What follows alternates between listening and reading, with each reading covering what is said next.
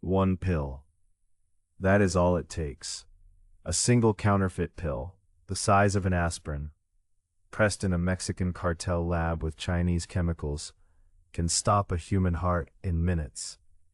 And right now, those pills are flooding into the United States at a rate that has killed more Americans in the last 4 years than the entire Vietnam War, the Korean War, and the Gulf War combined. Let's start with the facts, because the numbers are staggering, and they need to be said out loud. In 2022 alone, 107,941 Americans died from drug overdoses. That is not a rounding error. That is a death toll larger than any mass casualty event in modern American history outside of a world war. And the vast majority of those deaths, roughly 70%, were caused by synthetic opioids, primarily fentanyl. To put that in perspective, in World War II, America lost roughly 400,000 soldiers over 4 years. We have now lost more Americans to fentanyl than that, in just the last 4 years alone. These are not nameless statistics. These are fathers, these are daughters, these are high school athletes who took a counterfeit Adderall pill at a party. These are veterans who were prescribed pain medication after surgery. These are grandmothers who trusted a white pill from someone they trusted. From San Diego to Detroit, from rural Ohio to suburban Florida, no community in America has been untouched by this crisis. And yet Washington has failed to treat it like the national emergency it is. So where does this fentanyl come from? Follow the supply chain and it leads directly to 2 places: the laboratories of the Chinese Communist Party and the processing facilities of the Mexican drug cartels. Here is how it works. Chinese chemical companies, many of them operating with the tacit blessing of the Chinese government, produce the precursor chemicals that fentanyl is made from. These chemicals are technically legal to manufacture in China. Chinese nationals and companies ship them to Mexico, often mislabeled, often hidden in legitimate cargo containers. A congressional investigation found that between 2019 and 2022, China exported hundreds of tons of fentanyl precursor chemicals to Mexico. American officials have identified specific Chinese companies by name. They have sent indictments. They have issued sanctions. Beijing has done nothing to stop it. The Sinaloa cartel and the Jalisco New Generation cartel receive these shipments and process them into fentanyl in industrial-scale labs scattered across Mexico. DEA Director Ann Milgram has called the cartels the greatest criminal drug threat the United States has ever faced. That is not political rhetoric. That is the official assessment of the Drug Enforcement Administration. These cartels then press the fentanyl into counterfeit pills, fake Xanax, fake Vicodin, fake Adderall, pills designed to look exactly like legitimate prescription medication, and then they move it north. Now comes the part of this story where geography meets policy, and where American lives pay the price for political failure.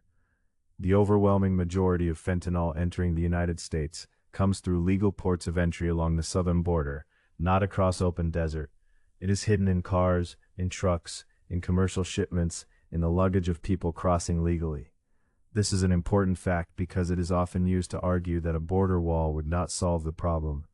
But here is what critics of border enforcement never tell you. When border security is overwhelmed, when agents are processing thousands of migrants a day and are stretched beyond capacity, their ability to detect drug shipments collapses. The cartels know this. They deliberately exploit border crises. They flood sectors with migrants to divert agents away from drug detection. Between 2021 and 2023, CBP made over 27,000 fentanyl seizures at the southern border, seizing enough fentanyl to kill every American man, woman, and child multiple times over. But experts estimate that for every pound of fentanyl seized, many more pounds get through. The drug also arrives through the mail, through package delivery services, through dark web markets. In 2023, the DEA seized over 79 million fentanyl-laced counterfeit pills, the largest seizure in the agency's history. And they seized it in all 50 states. This is not a border problem. This is not just a crime problem. This is a national security emergency being waged against the American people with chemical weapons. So what has the federal government done? In 2022, Congress passed the Fentanyl Results Act, which expanded federal penalties for fentanyl trafficking. The Trump administration in 2020 designated the Sinaloa Cartel and Jalisco Cartel as foreign terrorist organizations, giving law enforcement broader powers to pursue them. In 2023, the Biden administration sanctioned several Chinese companies linked to fentanyl precursor production. These are steps, but they are not enough. Here is what has not happened. Congress has not passed comprehensive legislation imposing blanket sanctions on Chinese chemical exporters who supply fentanyl precursors. The United States has not designated the Mexican cartels as foreign terrorist organizations at the federal level, a step that would allow the military and intelligence community to treat them the way we treat ISIS and Al-Qaeda. The border has not been secured. The immigration courts are backlogged by millions of cases.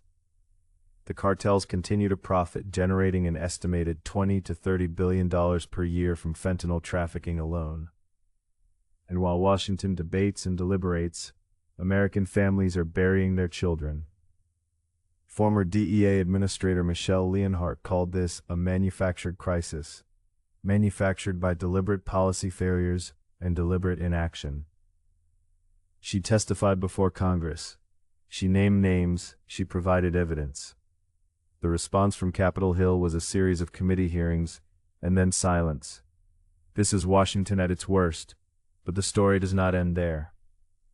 Because across America, communities are fighting back, and they deserve to be heard. In Ohio, the Hamilton County Prosecutor's Office created one of the nation's first dedicated fentanyl prosecution units, winning convictions against mid-level traffickers with mandatory minimum sentences. In Texas, Governor Greg Abbott deployed National Guard troops under Operation Lone Star, a multi-year border security operation that has made over 400,000 criminal arrests and seized over 600 million lethal doses of fentanyl and other drugs. At the federal level, Senator Tom Cotton of Arkansas has introduced legislation that would treat fentanyl-related deaths caused by trafficking as homicide, a change that could result in murder charges against dealers. Families who have lost children have formed organizations, Fentanyl Awareness Day, Song for Charlie, the Massachusetts-based Families Against Fentanyl, turning personal grief into political action. And the American people have noticed. Polls show that Americans now rank drugs and the border as top 5 concerns, year after year. The political pressure is building, and it will not stop until Washington acts. Over 100,000 Americans are dying every year. The source of the poison is China. The delivery system is the Mexican cartels. The entry point is a southern border that is not adequately secured. And the response from the federal government has been, by any objective measure, insufficient. This is a war. It is being waged against the American people with chemical weapons. And the first step to winning any war is to name it. Clearly, honestly, without political hedging. America First Daily is committed to giving you the facts your mainstream media will not report. The names, the numbers, the accountability that Washington tries to avoid. If this story matters to you, if you believe that American lives are worth fighting for, then subscribe to this channel. Click that notification bell. Share this video with someone who needs to see it. Because silence is not an option. Not when 300 Americans are dying every single day. Thank you for watching.